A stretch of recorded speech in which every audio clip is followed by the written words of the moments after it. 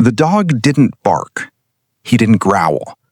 He just stood there, in the middle of the hallway, blocking the front door like a wall. The man on the porch tried to step inside. Simba didn't move, didn't blink, didn't hesitate. And the strangest part? He had never done this before. Not once. Not until Frank deployed overseas. Staff Sergeant Frank Hayes wasn't careless. 8 years infantry. MOS 11B. 2 deployments. The kind of man who noticed everything. Except what was happening at home. Before every deployment, Frank had a ritual. He'd drop his duffel bag by the door, kneel down, tap twice on Simba's collar. Simba would sit instantly, locked in, focused, like he understood. "Guard her," Frank would say quietly. Simba never broke that command. Not once, until now. At first, nothing felt wrong. Julie still called, still smiled, still said, "I love you." But something changed. Not what she said, how fast she said it, like she was trying to get past it. Frank noticed. But overseas, your brain doesn't chase doubts. It chases survival. So he let it go. Simba didn't. The first time the man came over, Simba just stood in front of the door, silent, unmoving. The second time, he growled, low, controlled, a warning. The third time, the man tried to push past him. Simba snapped. Not to bite, to stop. "Control your dog," the man muttered, stepping back. Julie grabbed Simba's collar, pulling him away. "What is wrong with you?" Simba didn't fight her, but his eyes never left the man. Not for a second. "This can't keep happening," Julie whispered one night in the car. The man beside her didn't respond. Simba sat in the back seat, calm, trusting, watching her. Her hands stayed on the steering wheel longer than they should have. She looked in the mirror. Simba met her eyes, waiting. For something. For her. For a command. For anything. For a second. She almost reached back. Almost said his name. Almost stopped the car. She didn't. They drove past the neighborhoods. Past the streetlights. Out toward the edge of the military training zone Frank once told her about.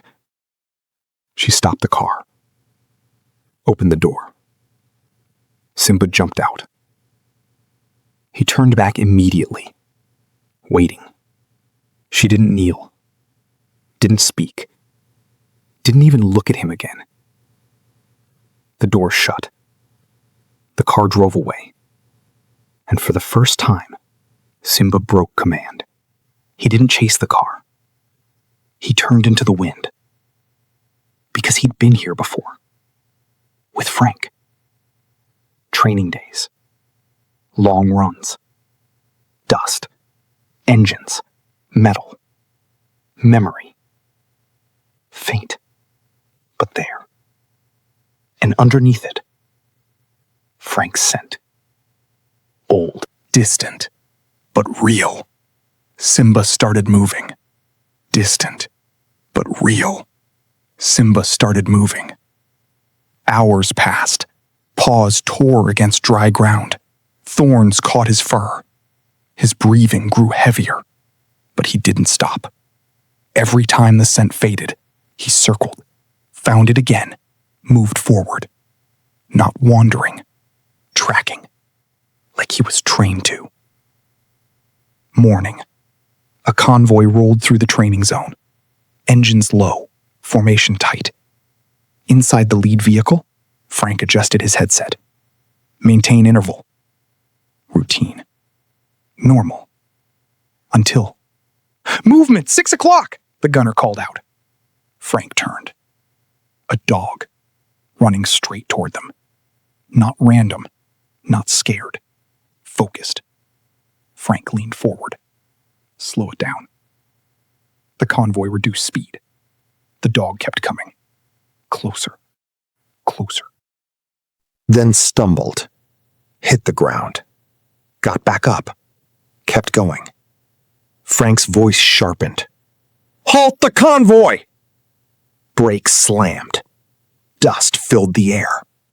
Frank jumped out, walked forward, then stopped. "Simba?" Simba didn't bark, didn't jump. He walked forward slowly and collapsed into Frank's legs. Frank dropped instantly, hands scanning him. Cuts, dry paws, too thin. What the hell happened to you? Simba pulled back slightly, looked up at him, then turned his head toward home. Frank froze. Simba didn't run off, didn't get lost. This dog followed orders, held patterns, protected. Frank grabbed his radio. Sierra 6 requesting emergency leave.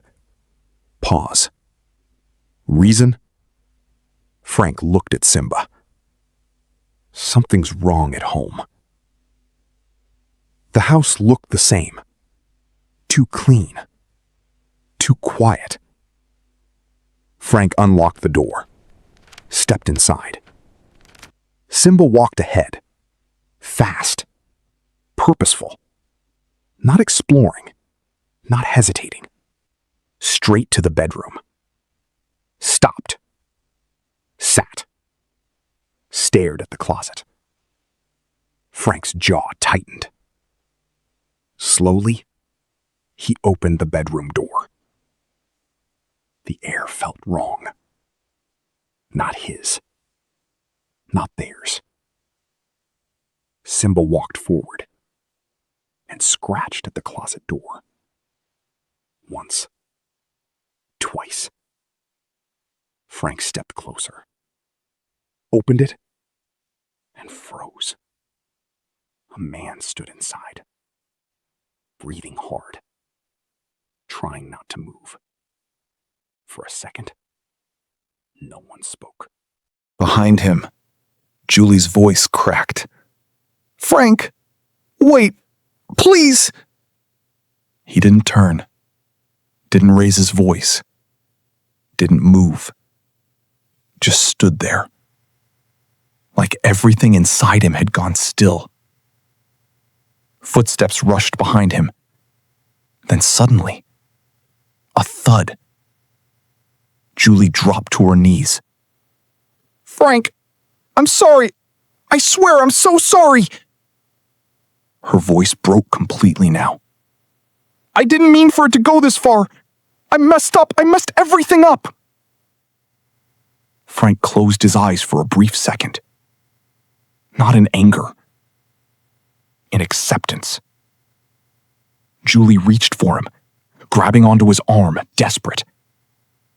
"Please, don't do this. We can fix this. Please." Slowly, Frank pulled his arm away. That was the first time he moved. He turned, just enough to look at her. No rage, no shouting, just something colder, final.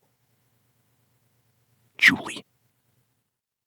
His voice was low, steady. "There are mistakes." A pause. And then there are choices. Her crying stopped for a second, like the words hit harder than anything else. Frank shook his head once. That wasn't an accident. Silence filled the room. Heavy. Permanent. "I'm done." Julie's face collapsed. "Frank, please." "I'm not coming back from this." No emotion in his tone, which made it worse. He stepped back. Once. Like the space between them mattered now. "Take care of yourself." Not love. Not anger. Just distance. Simba stepped beside him. Calm again. Like his job was finished. Frank walked out. And this time, he didn't look back. It didn't explode. No screaming, no scenes. Just silence. Paperwork signed.